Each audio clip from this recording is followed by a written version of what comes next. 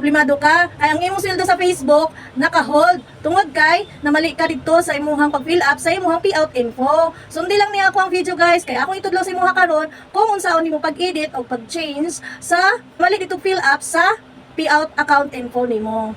Watch this guys. Kasagaran jud diri jud mali sa may business type. Kay imbis individual or sole proprietor ang gibutangan nila business partner. So, diri akong itudlo sa inyo step by step kung unsaon ninyo pag fill up o pag-edit sa inyong namali dito sa inyong payout account. Ato lang ta diri sa atong Facebook. Tapos ato na i-click ng Insight. Scroll up. Og diri atong pinuton ang payout. Then diri sa payout na ay setting dira sa taas atong pinduton ato nang i-click. Then diri mo ni ato ang payout method.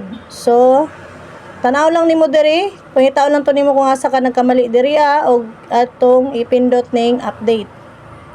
Pagkahuman, ato na ta diri sa may enter your business info. So, kasagaran diri gid sa business type nagkamali no. So ato lang po ni siyang screenshot. Dayon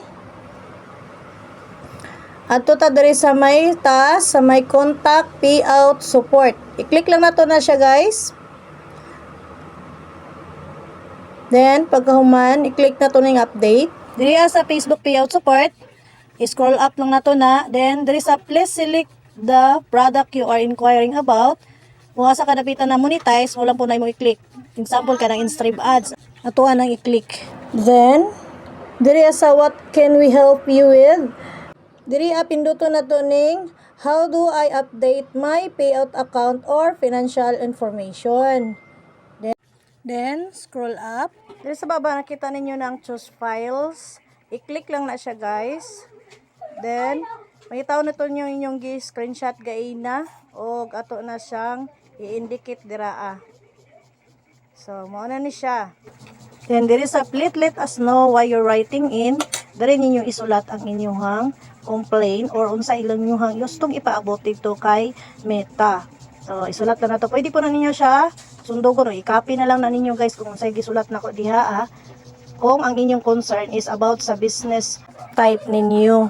So next time no, careful kita kung sa mga pila-pilatan diri labi na sa atong payout account para wala tay mahimong problema o labi na sa tax info. So kay nahuman naman ta diri ato ni siyang i-click ning send. Then wait na to siya guys na mag-update, then pwede na nimo siya ilisan or imong i-edit tong imong namali og fill up.